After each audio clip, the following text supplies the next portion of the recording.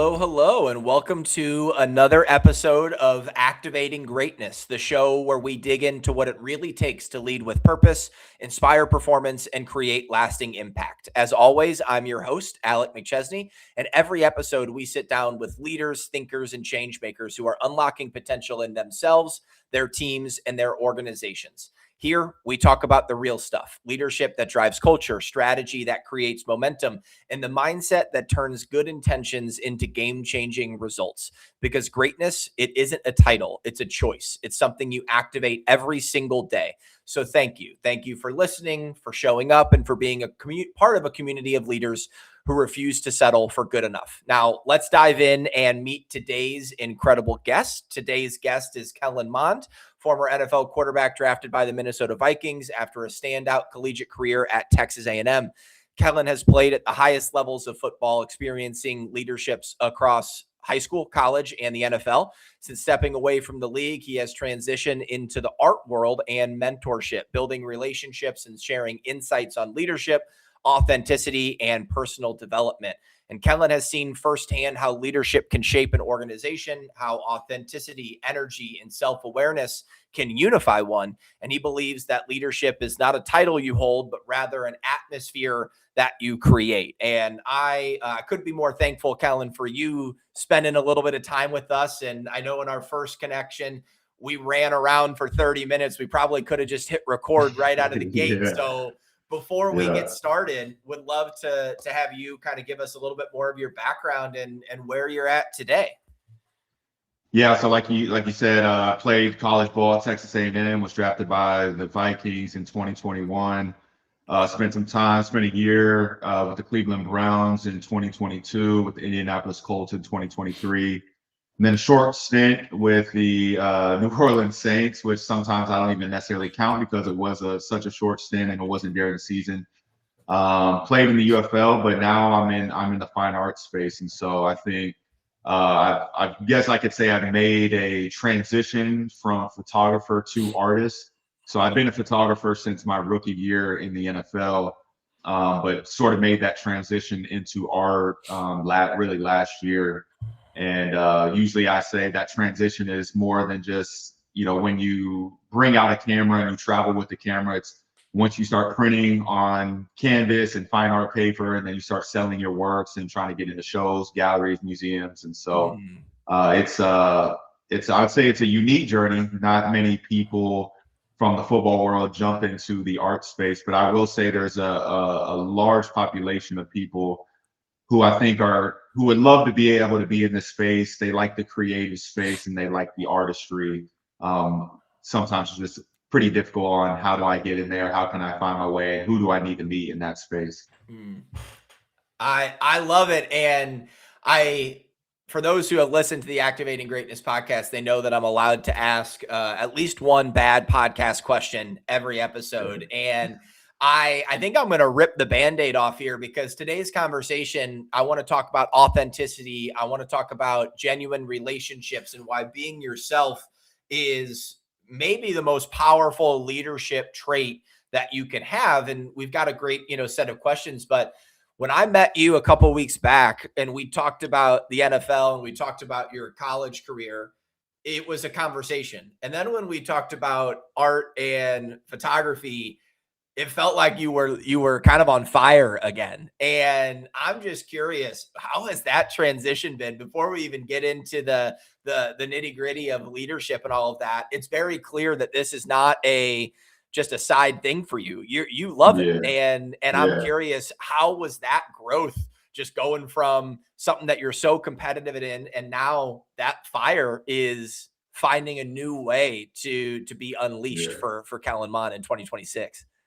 Yeah, I think that's exactly right. I think, as a football player, as an athlete, one of the big things that you miss when you are an athlete, and then once you end up retiring or, you're not playing the game anymore, is sort of that burning passion to be able to do something. A lot of times we as athletes, we've been playing a really long time, and post-career, we jump into something that we weren't necessarily wanting to do, may not have a lot of interest in. And so I found a lot of joy in sort of building out my sort of identity business from scratch in the art space, figuring out what do I need to learn, because it is sort of, a lot of times as an artist until you get really, really big. And I do have certain help, which has been really good. But everything is sort of built from scratch. So you kind of have to learn how to market yourself in a bit different way. You sort of got to learn, hey, what is in terms of production and the quality of art, not just how good you are as a photographer, but what makes the production from canvas and fine art materials, what makes you on sort of that upper echelon, that A-class level. What's your way of being able to get in front of gallery directors and being able to put yourself out there and meet really as many people as you can. And so it's sort of the one-man show, sort of doing the CEO role, doing the sort of CFO role. They're doing, Yeah. a marketing role as well. So, but I found a lot of joy in not just like being busy, but having really quality work, meeting really quality people, a lot of traveling to different events, hosting different events, and it's been fun. It's been awesome. I love it, and I love hearing the passion come from your perspective, and I think that was one of the first things that made me reach out. Was you had a original post on LinkedIn about the change into art and what was firing you up, and then you had a follow-up one about leadership, and I thought, this is the exact type of story that we want to tell on this show, leadership from a different perspective. And you've talked about on LinkedIn that leadership is really an atmosphere you create. It doesn't have to be a title you hold, whether it's a CEO or you're a quarterback or you're an artist or you're an individual contributor. You believe that it's in the actions and the way you hold yourself. And so I'm curious, from your time in the NFL, from your time in college, and then now, what did that teach you about energy and authenticity and the impact that those two things have on a team and on an organization as well?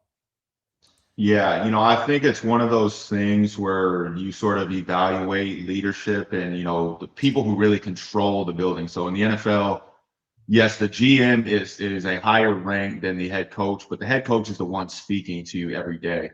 And Right. so I think a lot of times when you are sort of the main leader and the main speaker to 90 guys, in season, maybe 70 guys, every single day is extremely important. And you never know which is going to be that specific day that ends up maybe allowing someone, or maybe something slipping in a player's mind to say, hey, I might be able to take off this day. Maybe my head coach came in a little bit lackadaisical and, wasn't as fired up or really wasn't ready for the week. Maybe I could take off this day. Mm, Same way when you get in the game, and most athletes and especially football players know the sayings like you never know which play is going to cost you the game. And yeah. so every single play is important, and the way you do small things is the way you do all things. And so it's every single day is just as important as any other ones. And so and I've been able to be in front of a lot of people even in my high school career at IMG Academy. Kevin Wright, who ended up going to Indiana and was a coach, and our offensive coordinator, Rich Bartell, who was a former NFL quarterback. So we had guys, and Ernie Logan was on the defensive side, was a former, might have won a Super Bowl. But yeah, we had a long list of guys who had NFL experience, whether played, coaching, and then jumping into college ball, we had a lot of guys. So I've been able to see a lot of different personalities, leadership styles, and sort of been able to learn from a lot of different people. And so now being able to apply it to just my relationships in general, how I treat business has been, a really huge advantage. Yeah. Well, I think one of the things that you and I aligned on in our first conversation was the similarities between a team structure in the NFL and also an insurance company, a construction firm that's trying to push to be great. And one of the things that you said there, the small things are really the big things. And one of the themes of this episode and in general the show is that good enough is neither, right? You can't just show up and say, Yeah. yeah, it's good, it's fine, we're okay. And we talk at Velocity all the time about culture is what you repeatedly do. It's showing up, it's having those tough conversations, it's having the right conversations, and it is what makes a company go. And I feel like what you just walked through is that to a T. You can't show up and just check a box in the NFL. You can't do that nowadays in college, and even going back to high school, and especially when you have coaches like you did at IMG. They're setting that standard of what success looks like and how we have to hold each other accountable to get there as well, right? Yeah. Yeah. I mean, I think culture is probably the number one thing. I think there's multiple different tiers in terms of what makes a team great, and culture and the way you show up, and the way you finish games is a lot of times a reflection of that culture and sort of the work ethic. The other big component, which is simply just how good your offensive system is, how good is your defensive system, sort of your in-game play calling, and sort of those things. Usually, I guess the comparison for y'all's world is just y'all's every single company has systems and how efficient they are, when to utilize those systems, and those types of things. But when it comes to culture and leadership, that's an everyday thing. And I say it all the time. A lot of times it's just about the way you walk in the building every single day. And I think a lot of guys, and there was a lot of reports whenever Mike Zimmer had left and got fired, and then Kevin O'Connell comes in, and it was sort of sometimes a little bit of a culture shock to us, because of just obviously a lot more youthful, different style of communication. But I'll still say to this day, Kevin O'Connell is great when it comes to offense and in-game play calling, play designing, hunting coverages. But when it comes to leadership, like, that dude is born to teach. Like, that's I mean, his ability to communicate and speak to guys is almost second to none. And so you see certain guys who have sort of that ability to be able to speak to guys, and it's not always just roses every single day. I mean, it's they had a great season with Kirk Cousins, I think, back in 2022. Yeah. Following year, Kirk tears his Achilles. Following year, Sam Darnold, and then they go to the playoffs. And then this past year, bit more of a struggle. So every single team sort of has that up and down, and really you just never know how good you're going to be until you get into that season, until lap bullets are flying. Yeah. And your ability to be able to adjust in the moment is something that is a huge factor when it comes to being able to shape the leadership and the culture. And then sort of get into talking about the quality of guys that you have on your team. Having a right offensive coordinator, pass game coordinator, everyone has their own specific role, and then how you guys function throughout the week to be as efficient as possible, to be able to come up with a game plan, to be able to execute on a Sunday. And then you review Monday, you wipe it, and then it's just rinse and repeat week after week. Yeah. Well, I think it comes back to that consistency, right? That you have to have in order to be successful at that level. And we talk about it on the business side, that culture is the combination of the systems that you have in place and then the people you have to execute those systems. And I mentioned before we went live that I had just interviewed Jose Saquet, the CEO of Pan American Life Insurance. And the way that he was, after 21 years in that role as CEO, I asked him a question about the agents that work for him. He lit up. The passion that came through that screen in a 5-minute answer, I could feel the same way that I felt when Dan Campbell takes over the Lions and talks about culture coming in, and they still are 0-10, but he's like, we're building a culture to have the right systems and the right people in place. There's, again, that similarity between the two. And then I think your point about having the right people to execute that, I mean, there's no better example in football than an offensive coordinator and a defensive coordinator who are bought in, and a team reaches its potential. And then that OC or the DC gets poached and they go and they take a head coaching job. And now you're trying to find new people that fit the systems, that fit the culture that you have in place. And, it's a lot easier said than done, especially at the highest stakes that you guys are living with on a day-to-day basis too. Yeah. I mean, I think every single person has a role, and a lot of times there's Yes. a lot more people. For example, in a quarterback room, it's not just a quarterback coach or offensive coordinator. For example, when Kevin O'Connell came into Minnesota, Kevin O'Connell obviously was a former quarterback, so he's in the quarterback room and he obviously runs the system. Wes Phillips is the offensive coordinator, been around the game for probably his whole life. Wade Phillips' son, Yeah. so he's in the room. You have your quarterback coach, Chris O'Hara. You also have Gerard Johnson, who is former Texas A&M quarterback, played in the NFL, and then he just got hired, I think, with the Philadelphia Eagles. He was the assistant quarterback coach. You also have Grant Udinski, who maybe with the Jacksonville Jaguars, but he Jaguars, was OC. close to Yeah. getting, yeah, he was close to getting a head coaching job at a few Yep. other spots. He was sort of the understudy and maybe sort of the right-hand man of Kevin O'Connell, just pretty much learning everything he did.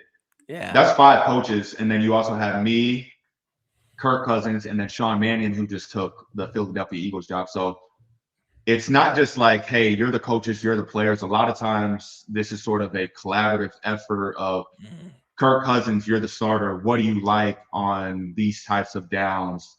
Hey, Wes Phillips, can we develop something that may be able to get us this look and be able to accommodate for Kirk Cousins? And can we get his footwork right? So it's like, it's a mesh of so many different people, different personalities, and that's just in the quarterback room. Yeah. Other rooms will have less people. Um, I wouldn't say less important rooms, but obviously there's a large priority when it comes to the quarterbacks, because you touch the ball every single play. But offensive line rooms will have, run game coordinators in there, offensive line coaches, assistant offensive line coaches. A lot of times the running backs will be in there. So it's really about how all of these different rooms can come together all Mm. into one. A lot of times when they may not even meet with each other and still have effective communication and be able to function on one accord, just like it was a symphony. When you also have a defense who essentially is trying to mess up that rhythm and essentially mess up that symphony and that coordination. Mm. If we just remove the names and we pretend we're not talking about football there, that is an analogy for business in 2026 and authentic relationships, the personalities in the room, the preparation that has to go into place in order to be successful. I want to talk a little bit about the relationships, but I want to quick pivot, Kellen, to a topic that I think a lot of leaders, especially up and coming leaders, need to learn a little bit more about within this self-awareness, right? And you've shared both in our conversations, but also on LinkedIn, that one of the biggest lessons that you've learned was that the best performers remain themselves and they are true to who they are. They don't change because of where they got drafted or because they're getting drafted. And I'm curious, how did you navigate being told to act a little bit differently or to be a little bit different versus staying true to who you are? And how did that kind of, I'm sure it was an up and down. Maybe you took 4 steps forward, then 3 back. And what Yeah. lessons did you learn? And what did you learn in general from that process as well? Yeah, I think it's really tough because a lot of times you sort of battle. Obviously, you have certain things in your mind where you're saying, hey, I think this is how I best operate. A lot of times you're trying to figure out what's the best way to operate in the NFL and what's the best way to play. And a lot of times you sort of spend so many mental calories trying to figure out what's the best way to play instead of just going out and performing. And it can be really difficult because you're sort of balancing certain things that you have in your mind, maybe certain things that other coaches want you to do, which you may not be too comfortable with. And so part of my sort of reflection on the whole idea of being able to remain yourself started when I was a rookie in the NFL. And even prior to that, when I was in sort of pre-draft and pre-combine training, there are a lot of people in my ear because of my personality style of being a little bit more on the reserve side, not this big yeller type person. And so people saying, hey, if you want to be successful in this league, you have to be able to get on guys and yell on guys, and you can't be this monotone type of person. So I was like, okay, maybe I need to find a way to get some of that within me so I can be successful at the next level. So whenever I got to my rookie year, every time we went to play a game, whether it's preseason or, regular season, I felt I had already watched Kirk Cousins and all of our guys play and in practice and all that. I went to go watch the other teams. And Yeah. so I went to go watch, we played against Patrick Mahomes, Lamar Jackson, Ben Roethlisberger, Tom Brady, I think, multiple different people, Matthew Stafford. So I was able to watch all of the best quarterbacks throughout the preseason and regular season games, how they warmed up, how they functioned, mid-game, watching their body language, everything you could think of. Yeah. And I sort of came to this reflection late in the season of like, man, all of the things that I was told are definitely not true. I never saw Kirk Cousins yell or get on guys. I never saw Adam Thielen, who's a 10-year vet at the time. There's a certain level of passion and, style that he plays with, but like cussing out, like doing the stuff that I was told was like completely foreign. Yeah. And even on the good teams, when you hear some of this stuff, like, yes, quarterbacks have the right to get on guys and all these different things, but it's not in this way that I was told this is how you're going to be successful. And so I remember going to a former professor that I had, I believe John Elliott was a sports psychologist at Texas A&M. Yeah. He's got a book called Overachievement, I believe. And I reached out to him. I was like, hey, I'm seeing this within the NFL. I'm sort of wondering why I was told this. Can we get on a call? So I was able to break this down, same way I'm telling you. And he's like, one of the main things that some of these guys didn't tell you and that it's hard to see is that the best performers and the best players in the NFL and in sports are the ones who find ways to remain themselves. Like, obviously, there's going to be small tweaks you have to learn and grow. Aaron Rodgers is not the same person, when he got in the league at 21 as he is, closer to 40 or whatever, however old he is. But, I watched Aaron Rodgers and his body language is so monotone, sort of walks off the field. This whole idea of you should never walk on the field, just not a lot of excitement body language, energy body language. And then you watch him play, you're like, dude, this is one of the most unbelievable quarterbacks you just ever witnessed in person, especially as a rookie, we're playing him. And so this is some of the stuff that he was saying. And so you go back, you look at Lamar Jackson, his ability to remain himself. Obviously, there's certain tweaks when it comes to his playing style, maybe his form, his throwing. And these are the sort of evolutions that come with maturity, not necessarily certain things that are changing because it's a certain thing that you're missing. And so when I was able to learn this, a lot of times it's difficult to sort of balance what someone else is telling you who has sort of the authority over you and decision making on whether you're going to make the team or not and what you think is best for you. So being able to juggle a lot of different coaching styles, ones where they're very hands-on, they want you to operate in a certain way and there's no bend or break. And then ones who are like, I can't tell you how you should be most comfortable, which was an exact reflection on Drew Petzing when I was in the NFL, that was my quarterback coach in Cleveland, who's now the offensive coordinator with the Detroit Lions. But his whole idea was, I can't tell you how you need to play or be comfortable. You, Deshaun Watson, Jacoby Brissett, Josh Dobbs, all of y'all are completely different. I can't tell you what you need to do, but if I can get you to play in rhythm and on time and be able to have success, that's the ultimate goal. And so that's really where I saw my largest growth. And he ended up leaving after that season, which I wish I would have had him going into my third season. But I thought he was brilliant.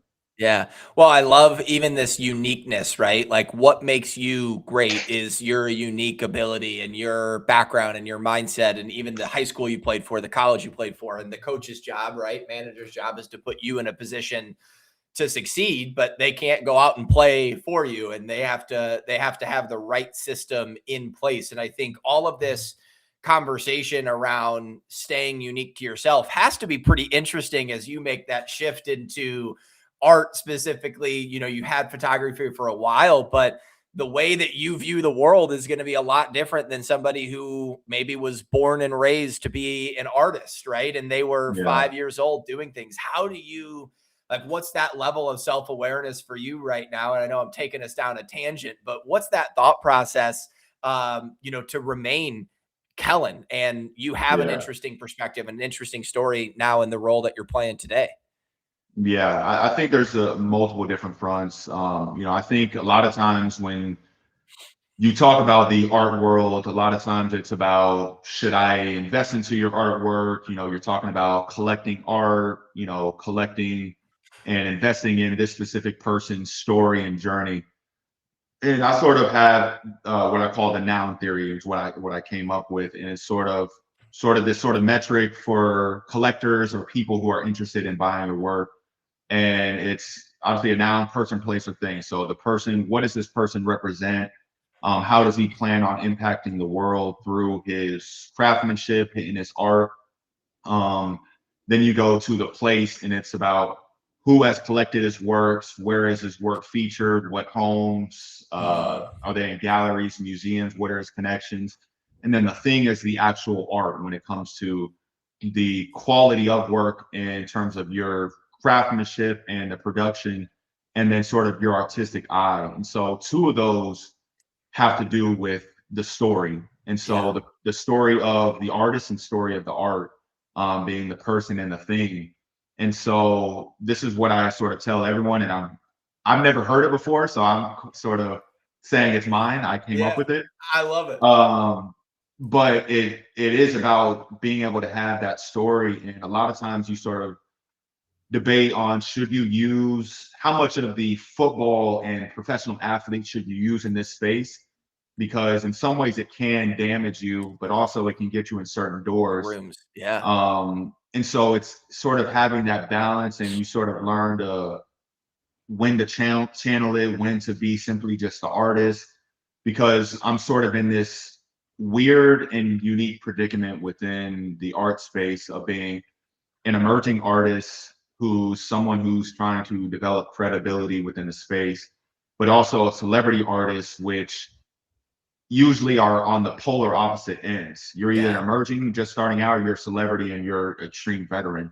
And Mm. so I've gained my celebrity status from a different angle, from a different field, but you still carry that story within the art space, because it is one of the most unique stories Yeah. maybe in the history of art. There's never, I don't know any football player who's ever jumped into this space.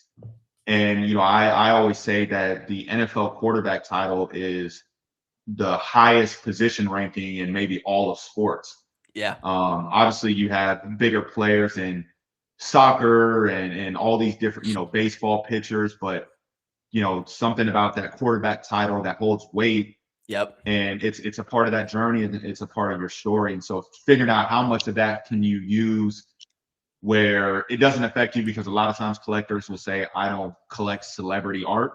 Mm. And sometimes people don't want to collect emerging art because they want you to be a little bit more established. So you sort of float this like boundary in between, where you may not want to touch either side, but then you still kind of remember, like, this is my journey, this is my Yeah, story, that's who I am. and this is where I am. Yeah, I love it. I did try to find an example of a NFL draft pick doing art in preparation for this, and I could not find it. It just coming up with podcasts.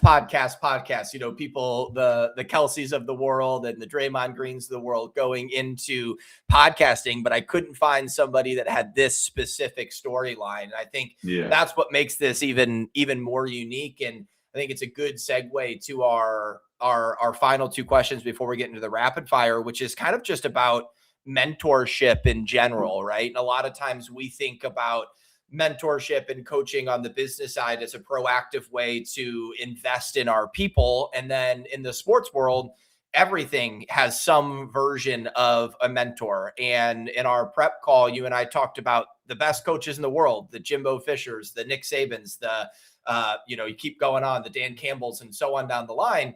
They all have a mentor, right? They have somebody that they're leaning on. And I want to ask about why that's important to you, but I'm also curious, going from the NFL to art, did you find a mentor? Do you have somebody that you're kind of leaning on, or right now are you in this, like, I'm forging my own path, and because there's Yeah. nobody who has this specific experience, I'm leaning on a whole circle of people that have different angles. Like, how are you approaching mentorship right now for you specifically, Kellen? Yeah, that's a great question. I wouldn't necessarily say I have one specific mentor in the art space, and I think it sort of does go back to that in between the emerging celebrity Yeah. artists, because the type of people that I can get in front of, and sort of my goal is to get in front of, a lot of times they want you to be a little bit more established in this art world. And so I think a lot of times in any sort of business, the way you position yourself really early on is extremely important. A lot of times, your pricing, the way you market yourself, the way you're viewed, the brands you associate yourself with when it comes to doing events and sponsoring.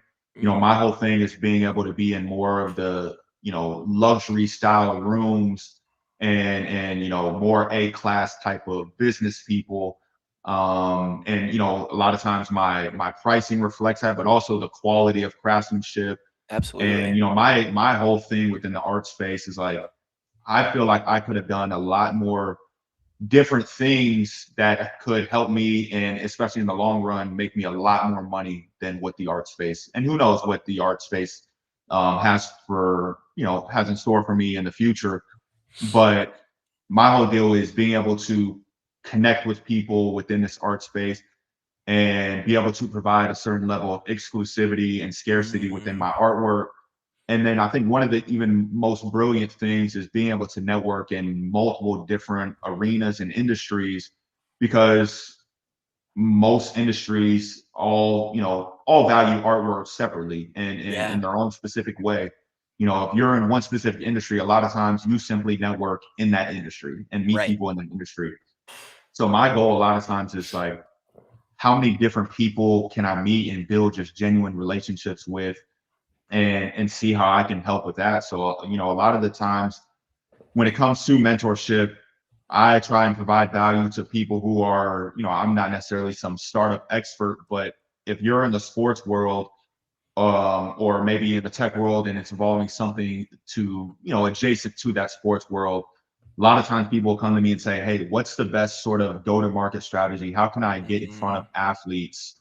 And what are those, best ways? And so this isn't something I'm charging like I'm just some absolute expert, but at the end of the day, I know what's the best way to get your product in front of athletes. And once mm, it touches them, it's off of my hands. I can't tell them, hey, they should like it. It's sort of in your court.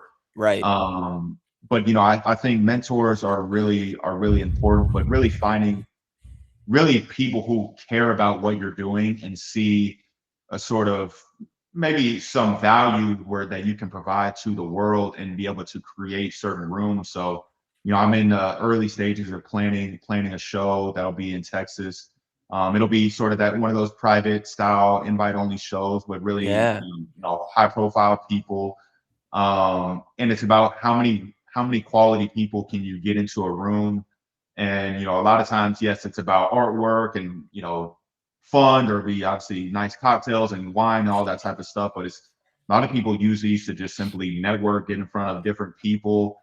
And I think art is one of the best drivers for being able to bring in as many different people from different industries, Yeah. different Different ages, and different backgrounds. demographics, Yeah. and get them in one room. Mm.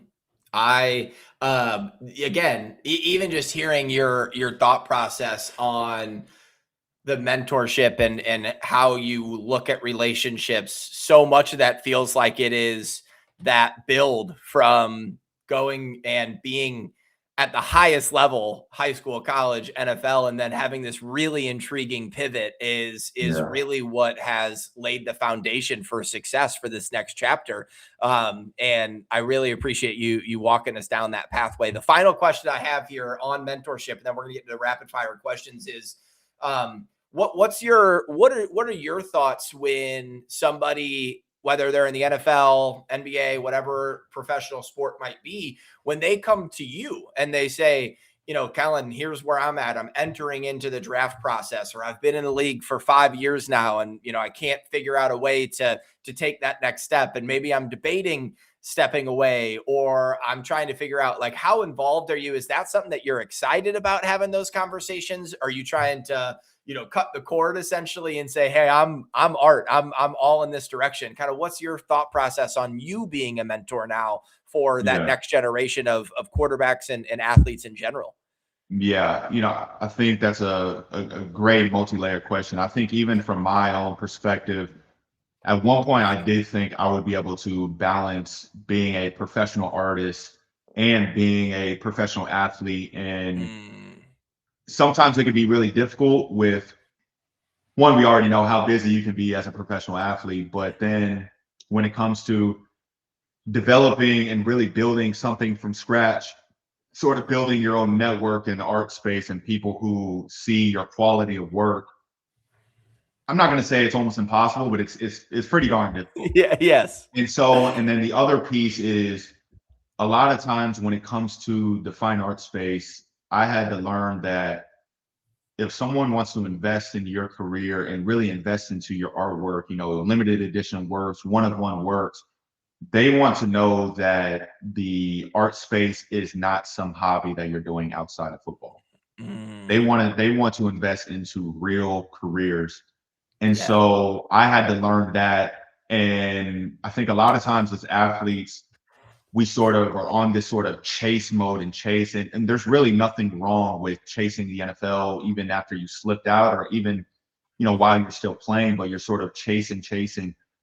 And a lot of times when you could not be on a team or whatever that may be, it can be really difficult to start what that future career is going to be like, get in front of the right room simply because you're chasing. And it's not like you can go to these different networking events. You go, if there's a summit out of the country, you can go there, because usually when you're in season and maybe you're not on a team, your whole goal is to make sure that you're ready, 100% ready for that call if you get it, and you're ready to go in that workout.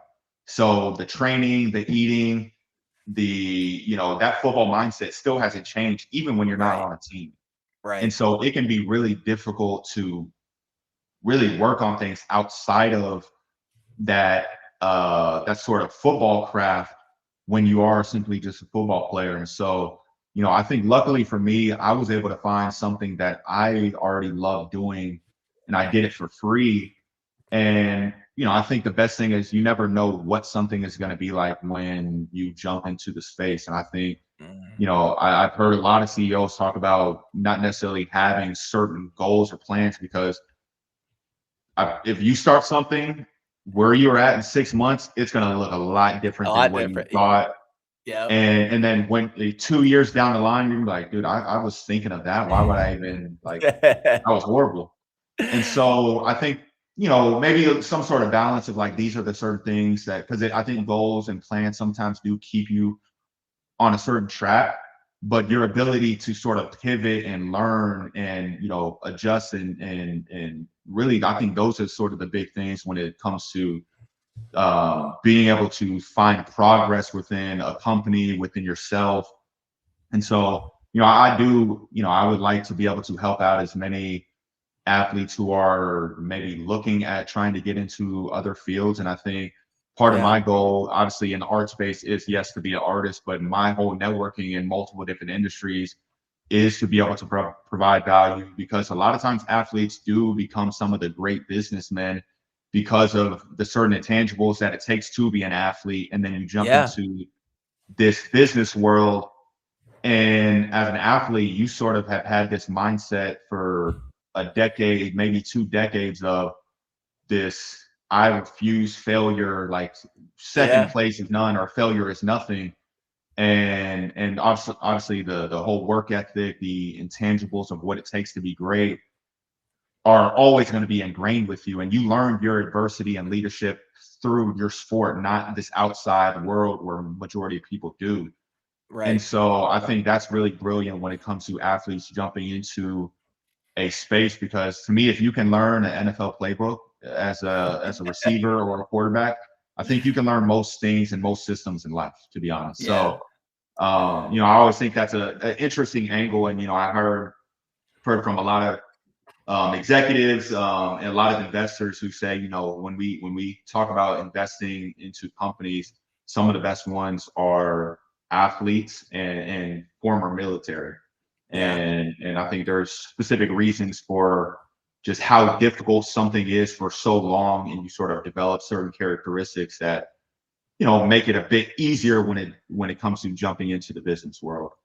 Yeah. Well, a lot of it goes back to that structure, right? You talked about the consistency earlier on in the episode of you have to show up day in and day out. And, you can't show up and say, I'm just this Tuesday, I'm going to take off. Right. And so if you can prove that there, it's an Yeah. easy selling point to be able to prove that on the next conversation. And so, Kellen, this has been exactly what I thought it would be when I reached out. So I really appreciate you taking the time. I've got 4 rapid fire questions for you before we hang up here. We ask every leader the same 4 questions. Number 1 is, what is one leadership habit that you rely on every day? I think quality of work is really important. When I was playing the NFL, multiple different coaches have always applauded me for how detailed my notes were in writing. Mm. And it wasn't like I did color code certain things when it came to plays and your first and second down, your red zone stuff. So it wasn't like some like how a lot of women like to color code and like these types of things. But it was extremely organized. I was just sort of very neat, and I sort of learned some of these tactics. Obviously I had the organizational skills, but how to apply it from some of these other NFL quarterbacks that I played with. Yeah. But when it comes to applying it into the business world and then even my business, I make the promise to anyone who comes to a show or anything that there's no such thing as 9 out of 10, 9.5 out of 10. I require 10 out of 10 work, the crisp details, and that's what I pay for. And so everything that is a reflection of the people who I want to do business with, they deserve that same level of respect, attention to detail, and quality of work when it comes to the craftsmanship and the quality of business who they're doing with. So, I think the quality of work and quality of detail is first and foremost of everything. Yeah, our CEO loves to ask the question, is this our best work? And if you don't say that confidently, then let's take a step back and relook at it. So I love that quality focus. Question number 2 here, 2 out of 4. What is the most underrated skill that a leader needs in order to be successful? Wow, these are on the spot. Um, I think one of them is just the ability to care. I think you have to care for a lot of stuff. And one of the great things, and I think at times you sort of have to be in maybe a position to apply this. And then even as I got older, I think anyone can do it. But whenever guys used to get added to an NFL team, a lot of times the movement day for NFL teams were on a Tuesday. So Mhm. these people were fresh signed to the team. You come into Wednesday and you sort of have your work week. I don't know if Kirk Cousins did research on who these people were, if he had a team member, but I think he took it out of his own, care and love for people and relationships. It didn't matter if this was a practice squad guy, an undrafted free agent, and he'd be like, "Hey, John, I saw you just got signed yesterday. I saw you played at Indiana or Indiana State, just a random school." Yeah. And he had, sort of these like sort of 5 bullet points, and a lot of times sort of knew their background. Wow. And so, what does that do for a guy who's coming in, who's an undrafted free agent? You're walking by the quarterback room and Kirk Cousins calls you in and he knows more about you than you know him. And Yeah. so I think, Kirk did this with a lot of different guys. And a lot of times he would try and find sort of these commonalities that maybe this person who just got signed, his grandfather played at the same time as Kirk's father or something like that. And Wow. just to sort of fill that curiosity gap and fill that relationship gap. And so, I thought that Mm. was always brilliant. I think I saw Jimmy Haslam do that a bit, Cleveland Browns owner, Yeah. with certain guys who ended up getting signed. So I think just sort of that ability to carry. And Jimmy Haslam was one of, I think, probably the only owner who was in the building every single day. And Wow. the Minnesota Vikings, the Wills, I believe, didn't really see them that often, but Jimmy Haslam was in the weight room and working out and was around the building every single day. Yeah, that intentionality to care and stepping up to the plate is awesome. Question number 3 here on the opposite side of what great leaders do. That's an underrated skill. Let's talk about what's something that you believe leaders need to stop doing in 2026. I think it's sort of the mindset that one size fits all. I Mm, think that I there's love sort of that. this way of, if we've been doing it and having success for so long, it's like, why stop now? And yes, you have the mindset, if it ain't broke, then don't fix it. But everyone's job in this world is to continue to elevate, progress, and a lot of times to take your spot. And in the NFL, every single day, the sort of moment you get comfortable, that's when they start bringing in other quarterbacks or other people in your position group and saying, hey, we're not looking to replace you, but we're bringing people in so that you do slip up. We already have the call. We've already seen them work out. So I think a lot of times as leaders, and then we can allow our people to get complacent because there's a sort of traditional way that we've always done it. I've learned it that way. And as long as I continue to fall in line with this one specific way, how much do I really need to learn? And so I think there's this sort of ability to sort of bend the tradition of things, bend the rules of things. You don't have to necessarily break them, but part of bending is to sort of test what works out there. And yes, a lot of times maybe something doesn't work, you fall a little bit behind, maybe a project goes wrong.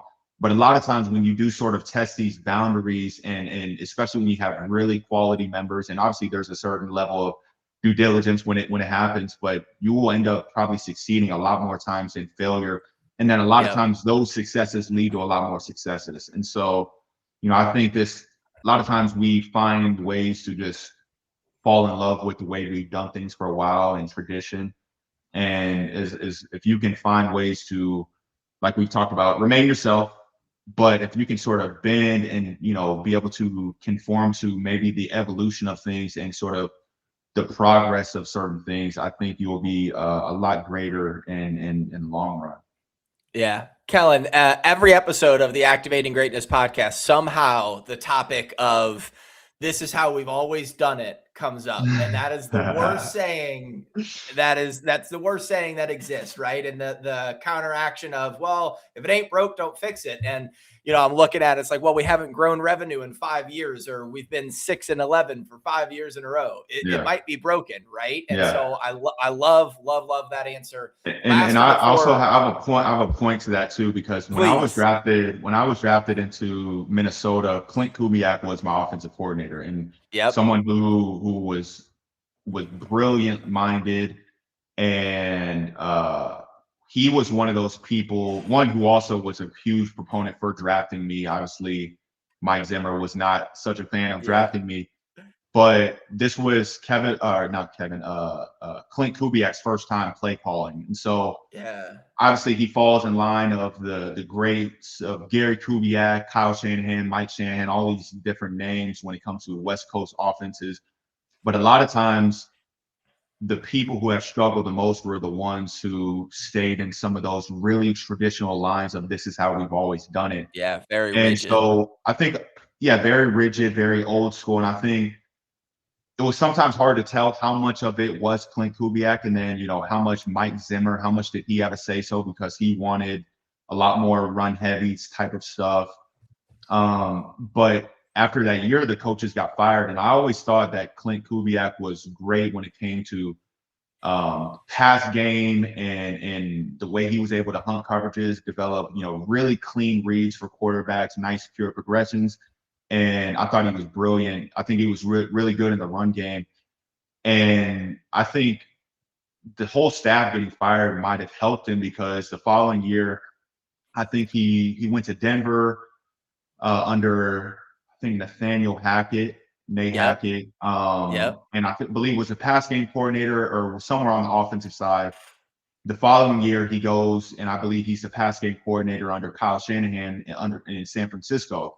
And so he obviously already knows what he knows. He's able to still learn from other people who he worked with in Denver. And then you go work for Kyle Shanahan and a lot of these other great minds who Kyle Shanahan brings under him. Right. And you're able to learn from these people. And then obviously, first year offensive coordinator in Seattle wins the Super Bowl. Obviously, Yeah. they had a great defense, but when it comes to the efficiency of the offense, and so his whole path of starting off what I would have said in 2021 was one of the more traditional style offenses. He sort of evolved, learned a lot from the Denver days, but also I think, when I got to New Orleans, and mind you, I actually skipped. He had a stint in New Orleans with the Saints, but I was in New Orleans for 4 weeks, and so Yeah. I saw a bit of that evolution when it came to sort of what he learned, certain things that he added to the system. And then obviously he went to the Seahawks and just won the Super Bowl, and now he's the head coach for the Yeah. Raiders. Raiders. And Yeah. so, obviously none of us want to get fired, but sometimes those sort of roads of, let me sort of take the back seat, and not necessarily that he needed it, but you're sort of forced into taking some of the back seat Yeah. and learning from some of these other great minds, and sort of picking other people's brains of how they call plays, develop plays, and play design and create systems. And then go now, once you get your next big job of being the offensive coordinator, and then you have a great culture with McDonald and a great defense. And now this is probably one of the best offensive lines you've had and best Yeah. offensive from a personnel standpoint. Now we are able to see what he's able to do. So being able to still carry a lot of those traditional remnants, but also how do you evolve into sort of this new age and be able to adapt? Yeah, well, and I also love that it kind of puts the final note on the people and the systems, right? Like there were many jobs that maybe didn't or wouldn't have worked out perfectly for him, and Yeah. he jumps around, and then you find the right fit, and everything comes together. Kellen, two final questions here, and then I'm going to get you out of here. I knew you and I would run a little longer because we got excited in our prep call, so I appreciate you staying with us. But what's the best leadership advice that you've ever received? Let's do that one, then we'll wrap up with the who we should interview next. What's the best leadership advice that you've ever received? Um, Man, That's a big one. I kind of don't want to repeat anything or, Oh, feel free to yeah, double I mean, I feel down. like we said so many different things along the lines of Yeah. leadership today. Um, I think, and that's sort of repeating, didn't go in depth on it, but I think the way you do small things is the way you do all things. And I Yes. think it just goes into that discipline and the commitment factor into whatever you're doing. And sometimes the things that you may not think are the biggest or will have the biggest impact, yes, it may not, and it may not in the future. But if you allow your mind, something to creep in your mind where you can maybe take a certain percentage off or take 50% off, or maybe not finish everything to the highest quality, don't be surprised when something slips into something where you don't think it's necessarily as much of a big deal, and it Yeah. ends up a really big deal. And so, we sort of said it earlier on the call that you never know which play is going to be the biggest. And this is something that is iterated by every single coach, and the one that you can't take plays off. Yeah. And in the business world, obviously you're juggling with things, personal life, kids, family. Maybe you may not liking your work as much, but a lot of times the quickest way to get fired is by taking that percentage off, or, Yeah. or not doing your due diligence on something that is really important to the company and ends up affecting the company in a larger, greater scale. Because yes, if you're on the lower end, it may not be such a huge impact, but by the time it makes its way up to Yeah. executives, if certain things are missing, it still doesn't matter. Other people you're doing business with, they are expecting perfection and quality from you. Exactly. And 90%, a lot of times, is the same thing as 50%. That's the same thing as 25%. Yeah. And I love people it. realize the quality of something missing. And this is why every single person in a company, and even also in the NFL, personnel as players, and then also staff, everyone has a important role, and you never know which role is going to be needed at a specific moment. And that's why practice, and that's why your performance and the way you approach the game on a day-to-day basis, and your, a lot of times, your mentality is so important. Yeah. Listen, it was a tough question, but you absolutely nailed it for the last of the rapid fire ones. Hopefully this one's a little bit easier, and then I'll get you out of here, Kellen. Who is another leader that we should interview? Somebody in your world, somebody you know, don't know, wherever you want to take this, but somebody who's doing meaningful work that you think a group of executives and current and future leaders could learn from as our next guest. Who should we reach out to? I feel like I can name a bunch. I think one guy, and I don't. We sort of had this joke in our quarterback room. So the guy is Kirk Cousins. Obviously, I Yeah. played with him my rookie year, and we always had these sort of, when we first get into the quarterback room, we sort of had these debates on who is a touchable person, like who can you get in touch with. And Mm. so, to say that, I don't know how touchable Kirk is, but we used to always have these sort of debates on, how touchable is Barack Obama? How touchable is Yes. Denzel Washington? Just sort of random names, and people who we thought we can get in touch with, and tune into our meeting rooms or our calls. And so, Oh, I love that. but I think Kirk is brilliant, and he'll probably make his transition, whenever he's done with football in the next whatever years, to Yeah. broadcasting, because he's a brilliant speaker. He's a wonderful He's mind. gonna do well. Yeah. Yeah, he's gonna do a great job. And I think I've seen a lot more from the basketball side with guys like Iman Shumpert, Draymond Green, Yep. Austin Rivers, who have done a really good job on the podcast and journalism space when it comes to sort of understanding the game, obviously, but sort of these authentic reactions, and it's not some commercial. And that's Yes. what someone like myself, and maybe even people out there, love.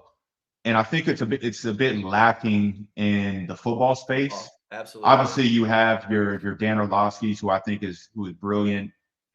Greg Olson, obviously, Yeah. not a quarterback, but I think he's the He's been best really great. in the Yeah. game. Yeah. I think Brady, from his first time in the broadcast game, has gotten so much So much better. And then, better. Yeah. Aikman has obviously been great. And so, but I think, just as we continue to go into the sports space and even in the business world, a lot of the commercial, sort of inauthentic, sort of maybe reality TV show Yes. style, where it's more about energy and not necessarily the quality of takes and the expertise in the The space. insight. Yeah. Yeah, I think we'll start to see a large shift when it comes to, maybe the next 10 years, when it comes to podcasting, and anyone who has a voice on being able to speak, because there's sort of this new podcast wave of, now everyone just wants to get in front of the mic, and just, Yeah. how can I get in front of as many people as possible? And it's like, you sort of have to go through sometimes a bit of a challenging experience, or sometimes go through something for 5-10 years to be able to have expertise that comment on something. Yes. And Yeah. so, even if I only did 3 years in the NFL, you have someone who does journalism within the, football NFL space for 15 years. It's almost impossible to know as much as what a NFL quarterback would know if you lived it, even if you lived it for 1 year. Yeah. And so, I think you see a lot of guys who, I think you would gain a lot more insight with being open-minded to guys who had NFL experience. I think Mina Kimes, who a lot of Yeah. people critique her for being a woman and commenting on all these, in-depth takes on coverages and players and all these different things. But from an NFL standpoint, if anyone watches her, she has more expertise than majority of journalists on Yeah. any of the panels that she speaks with. unless you're naming anyone who usually played in the NFL. And so, I think it's going to turn into more of authenticity, quality takes, expertise, and insights when it comes to anyone who has a voice in the space. Oh, I love it, Kellen. And, I think tying the knot with authenticity, that is what this hour has been. And, I think, again, when I reached out, this was the exact conversation that I wanted to have. So thank you again for sharing your time. And, everybody listening, go find Kellen on LinkedIn. He is posting quite frequently, unbelievable. On his LinkedIn, you can find his link to his website for staying up to date on his art, the visuals, all of the things that Kellen is doing. I loved your story before we got connected, and now I'm even more fired up that we were able to be able to share this story. So as you listen to this, go connect with Kellen, reach out, tell him you came from the Activating Greatness podcast. Make sure you leave it 5-star review and let us know what you think. Kellen, any final thoughts on your end? Where can people find you? And then I'll get you out of here.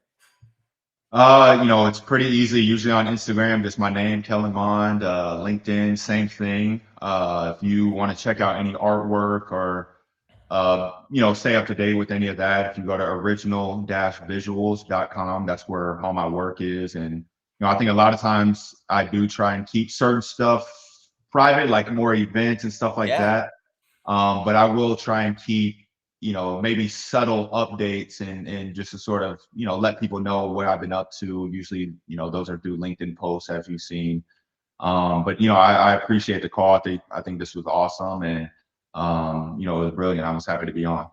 Awesome. Well, thank you again, Kellen, and thank you everybody for listening and for continuing to be a part of a community of leaders who refuse to settle for good enough. See you next episode.